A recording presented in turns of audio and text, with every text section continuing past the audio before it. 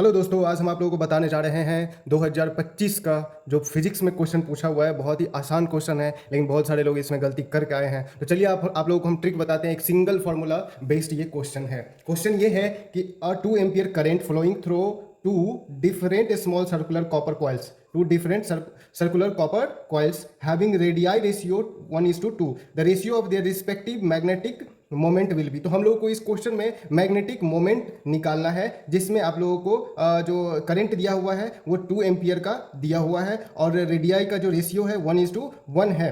मतलब अगर हम इसका जो फॉर्मूला होता है मैग्नेटिक मोमेंट का, वो क्या होता है? Magnetic moment is equal to current into area. Current into area, तो करंट जो इसका है तो उसको 2 एम्पियर इसमें दिया ही हुआ है और एरिया सबसे पहले हम लोग निकाल लेते हैं। तो एरिया जो है तो सबसे पहले हम लोग सर्कुलर 1 का, यानी जो कॉपर कॉइल है, कॉपर कॉइल 1 का जो रेडियस है वो R1 मानते हैं, जिसका यहाँ पे 1 दिया हुआ है तो 1:2 है, यानी कि 1R हो जाएगा। और दूसरा में R2, यानी कि दूसरा कॉपर कॉइल का जो एरिया होगा सर्कुलर एरिया, वो हम लोग मान लेते हैं 2R। ठीक, अब इसका एरिया 1 क्या निकल जाएगा? तो एरिया बराबर क्या होता है सर्कल का? पाई आर स्क्वायर, यानी 1R का स्क्वायर, यानी इसका हो जाएगा पाई आर स्क्वायर। और एरिया 2 बराबर क्या हो जाएगा? पाई आर स्क्वायर होता है, यानी 2R का स्क्वायर, यानी 4 पाई आर स्क्वायर, ये हो जाएगा।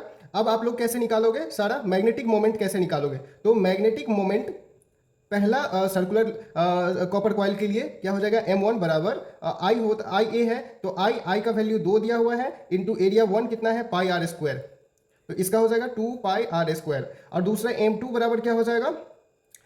M2 बराबर हो जाएगा 2 into 4 pi r square, 4 pi r square, तो इसका मतलब है हो जाएगा 8 पाई आर स्क्वायर। अब इसका रेशियो निकालते हैं। रेशियो बराबर क्या हो जाएगा? M1 बाई M2, यानी 2 pi r square by 8 pi r square. Pi r square cancel, और 2 और 8 कैंसिल, 1/4, तो रेशियो बराबर क्या हो जाएगा? 1:4। ये आपका फाइनल आंसर हो जाएगा, यानी option number B will be correct.